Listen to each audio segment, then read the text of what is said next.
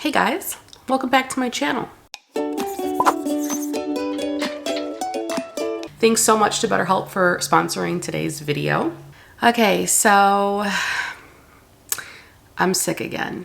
There's my little nightstand. We have Kleenex, Aquaphor for my dry ass lips, chapstick for my dry ass lips, and then I have a plethora of medication, mask, because I want to protect my family from catching whatever the fuck this is I have.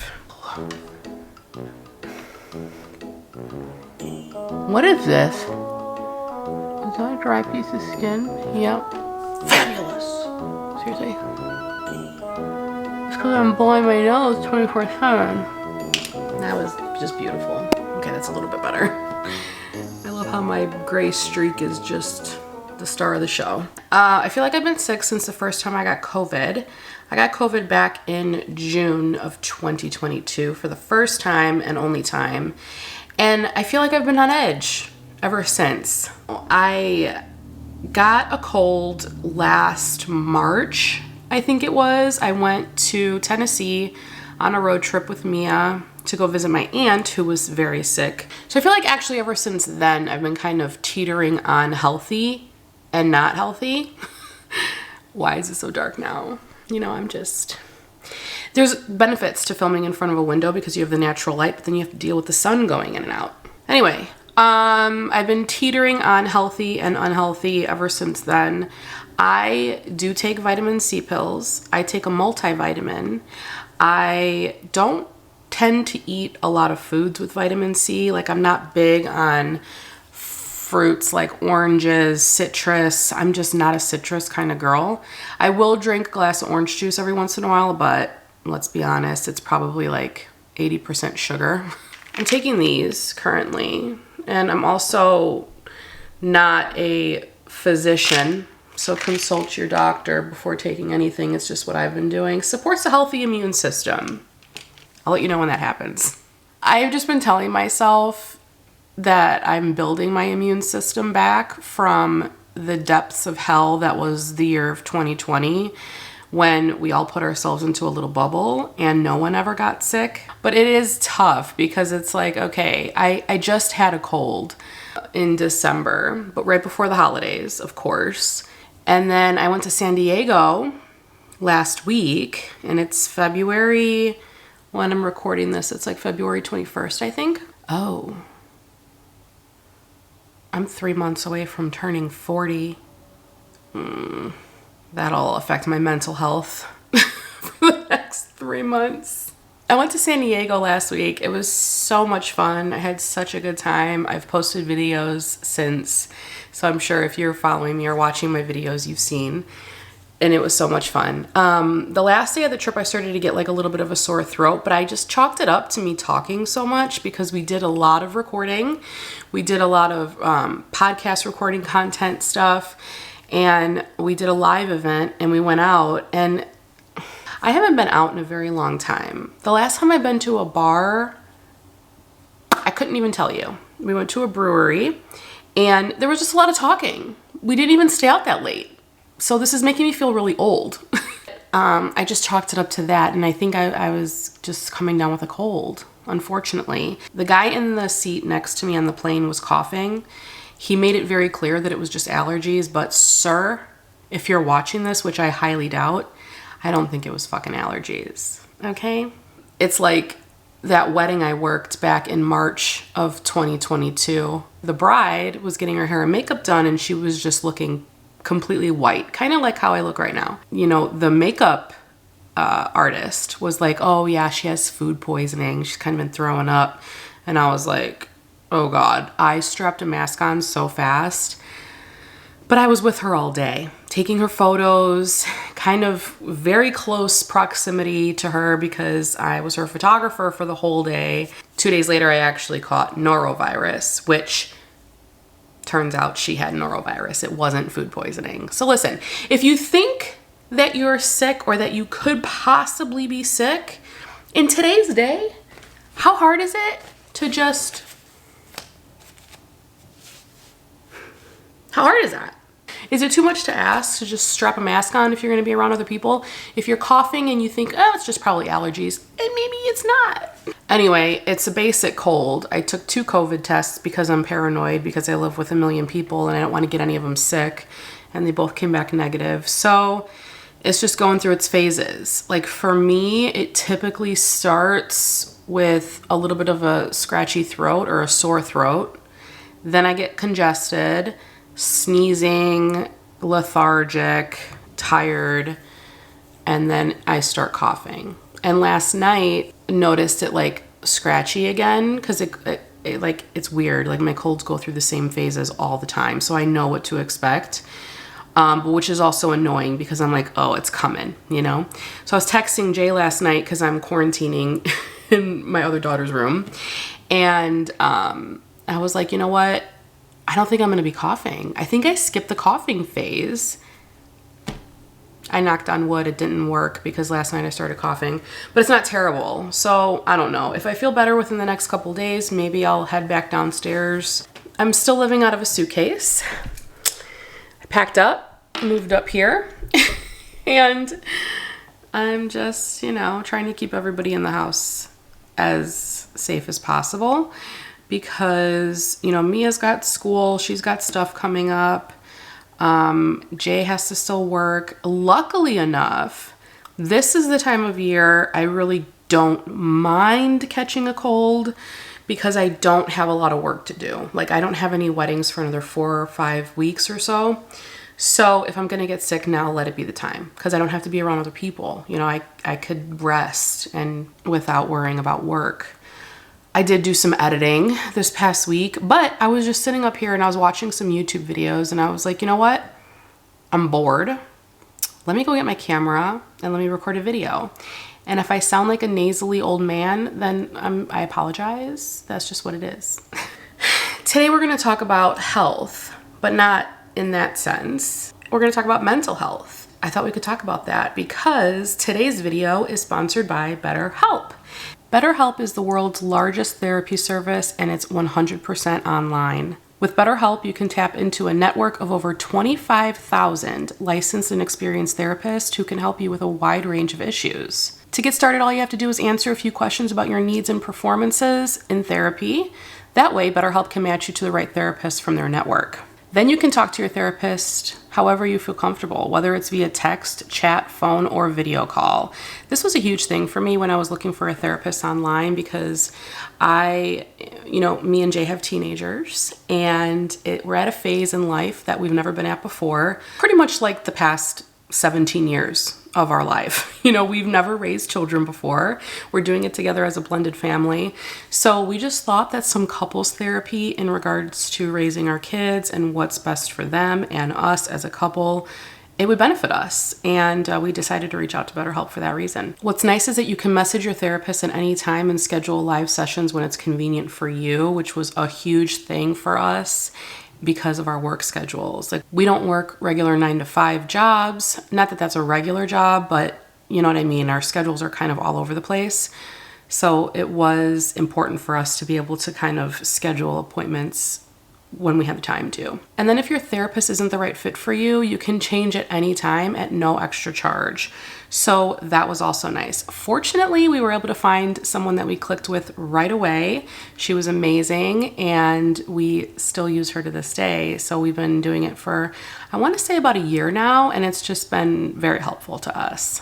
You know, when people think about therapy, sometimes I feel like they think like, oh, it's like this weekly sit down session and I have to go into this office and you know, it's peaceful environment with, 2 chairs and you're sitting across from your therapist. And times have changed.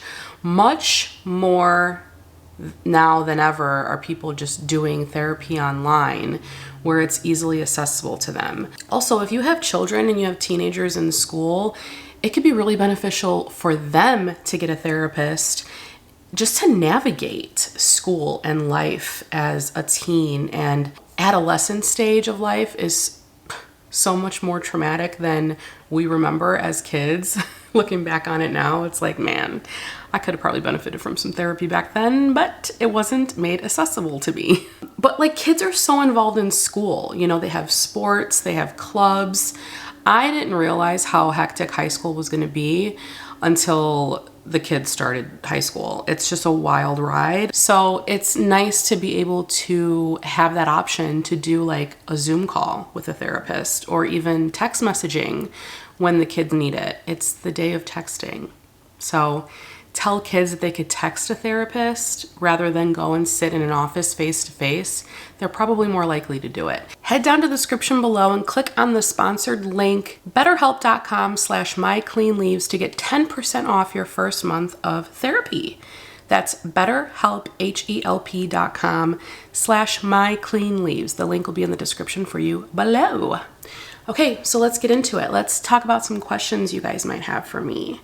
I start talking and then my throat starts to get a little scratchy. Ugh, I might have to stop this and start recording again. I don't know. First question is, do you believe that plant addiction is real? I feel like I'm hooked to mine. They keep me going every day. There's a couple ways you can kind of look at this, right? Plant addiction. I don't necessarily know if I would call it an addiction. I want to be sensitive to what addiction is and to those that have life-threatening addictions. Having a collection of plants and being a plant collector as opposed to hoarding or spending too much money, maybe outside of your budget on plants, can be a negative thing. Plants have this great benefit. They bring all this joy into our lives and they make us feel great and they give us that boost of serotonin, when we go shopping for plants. But I think it can be, I don't want to say addicting and I don't know the word to use. It can be hard to say no to a plant that brings you so much joy, when you have to, if it's too expensive. There's been so many times where I've been online shopping or even in the store shopping and I'm like, oh my God, these plants are gorgeous, but I really should put that money towards something else at the moment and be responsible. Sometimes we don't want to be responsible. Sometimes we just want to purchase something that's going to make us happy. And that's okay too if it's not going to damage you in the long run. You know what I mean? Like, I'm not here to preach, okay? I'm just here to tell you my experience. And did I spend too much on plants at one point? Probably. Maybe I'm not the person to talk to about that. Thrips are ruining my life. Do you have any tips for low stress pest management? Low stress pest management. Can we say ignoring the problem is low stress? I currently have flat mite on quite a few of my Hoya, and what I realized was I have a product that I can literally just like put in a spray bottle. It's a concentrate by Arbor. I did a video on this a little while ago, and I could just spray them down and allegedly it's going to kill the mites. I don't find that to be true, or I find that to be too good to be true. I haven't checked them with my microscope yet, so I don't know if it was that easy, but if it worked, that to me is low stress. When I hear people that have to kind of like regulate a pest issue where you have to constantly be spraying them down every few days and repeat the process, take a soft bristle toothbrush or a paintbrush and just kind of like go over your leaves, like that is all very time consuming. And listen, when we got into collecting houseplants, we kind of knew these things existed. We knew we might have to deal with some of these things, some of these stressors in dealing with pests with our collections. But sometimes we're just not in the mental space to be able to do that. We're looking for an easy way out. And that, I think, is your question, like a low stress pest management. Something that you can do to be preventative of pests is to just etch out a few minutes every day to really look at your collection. If you have a very big collection, like hundreds of plants, this might take an hour, maybe a little bit longer. But if you purchase that many plants, you must have the time in your day to be able to do this pest management. Go over your leaves, make sure your leaves are clean, make sure you're looking at them with a flashlight every once in a while, make sure there's no spider mites. Thrips are very annoying. I had them on a plant before and I kind of just yeeted the plant because I was like, I didn't want to do this. That's another stress-free pest management. Just pitch the plant if you're not really attached to that plant. Don't stress yourself out about it. You can buy another one, I guess. In most scenarios, unless it's an expensive, more uncommon plant. There's so many things you can do to try to prevent pests from happening, but I think ultimately we all know that at some point we are going to experience a pest problem. I thought I was, immune to it for a very long time until I got those thrips. And then I would get mealybugs on my Hoya and I couldn't seem to get rid of them. Like they were just, I don't know, coming out of nowhere. Like they were just poof there. And it's like, where did you come from? I literally checked every plant with a microscope. These things happen. And I think it's important to remember that, we are going to get pests and it can be very stressful, but know that they're just plants and that you can get it again if you really want to. Maybe not right away if it's expensive, but sometime down the road you can. And I think that that's why we kind of have a hard time with our collections. It's because, like you save up money or you decide like you're going to drop this money on this plant or these plants and then they get pests right away. And it's like, shoot, now I have to invest in money to cure this pest problem. Or do I just cut my losses and get rid of the plant so the rest of my collection doesn't get it? There's a lot of different ways to go about it. I guess it just depends on what mental state you're in at the time. I'm probably not a good person to ask this question either. I don't have a lot of expensive plants because I don't spend a ton of money on plants for this reason.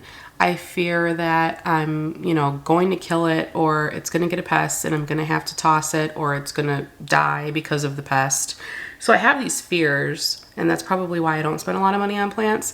But I do have plants that have that they hold a sentimental value to me. So plants that I've been gifted from friends, plants that I've purchased like out of state and I know I'm not going to get that plant.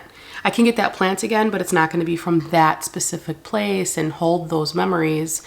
So yeah, it would be hard if one of those plants that were really special to me got a pest and I had to throw it away or I had to spend all this time on it. But I've had flat mite for a while now and I have kind of just ignored the problem. A lot of people may disagree with and be like, what are you doing? Like, should you even be making YouTube videos because you're, not taking care of a pest right away? And it's like, listen, sometimes it takes a lot of effort to cure a pest issue.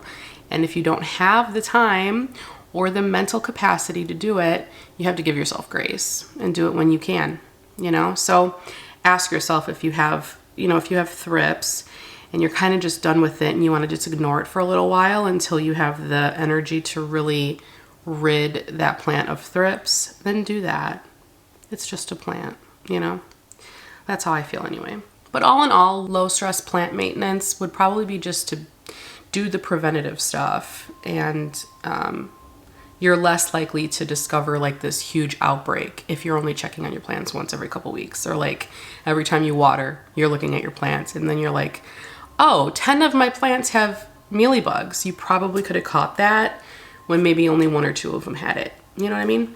Okay. Do you ever crave alone time? And if so, how do you achieve that in your living situation? So I live with my mom and stepdad, my husband, and Mia, and then our other kids are not here very often just because of like school and stuff. So it's a lot. We have 2 dogs. But I feel like with our schedules and the size of our house that we live in, it's 3 floors. So we're in the basement and then we have the main living area, the main level. And then this is upstairs. So like there's always somewhere someone can go to retreat. Like even right now, like I'm recording in this bedroom upstairs. No one's walked in here yet. I've been recording for like, 30 minutes. So I feel like there's always somewhere we can go to escape someone else if we need to. Jay has his office. I have a little office area downstairs, but it's kind of in the open, which when I'm recording, people tend to respect that. I'll take a bath once every couple days to kind of just get some alone time. No one's coming in there when I'm taking a bath. And then like with our schedules, like between me and my husband, really, Jay and I have different schedules. So he's in the studio some days where I'm at home, working. Yeah. And it kind of works out that way. So that's nice. It's nice to be able to get away. Now, if we lived in like a 400 square foot apartment, I might go nuts. How are you helping your kids develop healthy emotional skills? Asking as a high school teacher. High school teacher. Oh my gosh, bless your heart. I think that this is a great question, and this is one of the many reasons why my husband and I decided to do couples therapy for parenting, because a lot of times as parents, we tend to revert back to our childhood and we think, oh yeah, what can I do differently that my parents did? And we try to give our kids this better life now. And, a lot of the times we don't know what the fuck we're doing. Sometimes we take those childhood traumas or experiences and we project that onto our kids, being like, well, at least you didn't have to. And that's not necessarily the right thing to do. So I think that, what we try to do is we encourage communication. We ask questions and we kind of let them create their own path within reason. In thinking about my childhood, did I want to talk to my mom about, my first boyfriend and my feelings and everything that went with that? Probably not. Did I want to talk to my dad about it? Absolutely not. So it's like we just encourage them to make the right choice, be nice humans, and to just let them know that they can come to us with any questions that they have. It's also important too that I feel like kids today are a little bit more emotional than we were when we were younger. Growing up in a world of social media, I can't imagine what my childhood would have been like with social media, but it's a very competitive world. It's a very judgmental place. And unfortunately, these kids, they don't only go to school and deal with maybe some emotional issues, bullying, everyday emotions in general. They go home and they deal with it online as well. So I think it's important to just let them know that whatever it is they're feeling about whatever it is, they can talk to us. It's important as parents just to let your kids know that they can talk to you about anything. And lastly, just letting them know that it's okay to cry about something. I feel like this was a big thing growing up with boys and having to have this toughness, not being able to show a sensitive side. I think we don't have boys, we have girls, but regardless, I think it's just important to let them know that it's okay to feel not okay. It's okay to be upset about something. How are you going to work through it? How are you going to move through it emotionally and in a healthy way? Again, I don't know everything. What do you do to recharge your soul? Honestly, spending time with my plants really does recharge my soul. It forces me to slow down. Like when I'm looking for pests or I'm cleaning my leaves or I'm cleaning my shelves, rearranging, I really am kind of slowing down, even though I'm doing work. Like it takes effort and it takes work to do all that. It's forcing me to just be in tune with my plants, really see what they need. I think that's probably right now the biggest thing for me this winter is just kind of spending time with my plants and just kind of reconnecting with the ones I have instead of purchasing more, which I have a feeling in spring I am going to be doing some purchasing more plants. But as of right now, the winter months aren't really it's not really a time to buy new plants just because of the cold. You don't want to ship plants this time of the year where I'm at. Spending time with my current collection and kind of just slowing down, and it's nice. It does recharge the soul. Okay, last question because my throat is not doing very well. Ways to deal with anxiety or anxiety attacks. I use a meditative technique, creating a room.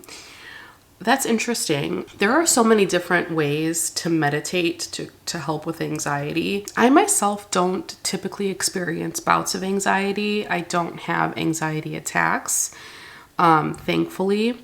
But I know people that do, and I know people that really do kind of meditate to calm that anxiety or to stop a panic attack from happening. If you're looking for a more natural way to do it, I know there's probably a ton of apps that you can download that'll help with that. Obviously, speaking to a therapist, possible medication for it. I'm not typically one that ever suffered from anxiety.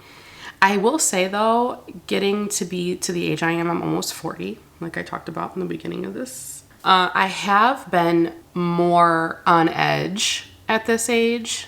Like I do experience some type of nervousness. I don't know if I would necessarily call it anxiety. Being around big groups of people, which is so weird, like to me. Like I never experienced that before as a young adult or a kid. I was very extroverted, just go with the flow, go anywhere, talk to anybody. I'm just not like that anymore. I'm not sure what it is. I don't know if it was COVID that did that, but it's just kind of like, I don't know how to describe it. I've become introverted. So being around like large groups of people, or having to like have phone calls with clients, even I'm experiencing a little bit of like heart palpitations beforehand. Like I get nervous before weddings.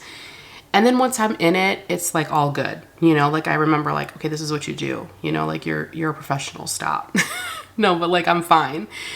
But like leading up to it, I do get like a little nervous. So it could be that I'm just getting older and things are changing in my body and in my mind. And I just kind of try to remember like all will be fine. Everything's fine. Like you got this, you've done this before. Even if it's something I haven't done before, it's like just work through it. And that's easy for me to say because I don't deal with panic attacks and I don't deal with high levels of anxiety. Those people that do, I'm sure it's much harder to talk your way down from that. So yeah, I'm not necessarily sure, but I'm sure that there are things like online, like you mentioned a meditative technique creating a room. Like, is that like creating a safe space or creating like a bedroom setup or like interior design? I would say like anything to get your mind out of where it's at and into something else would probably bring you down from that anxiety. I'm curious to know if you are someone who experiences high levels of anxiety or panic attacks. Drop a comment below and let me know what you do to kind of calm yourself down and kind of take yourself out of that zone. But anyway, that's all for now. Thank you so much, guys, for watching this video. Head to the link below if you're interested in getting 10% off your first month at BetterHelp. And thanks again for BetterHelp for sponsoring today's video. And I guess I'll see you guys in my next one, and hopefully I won't be sick then. It's scratchy. I can't talk for very long. Bye, guys. I'll see you in my next one.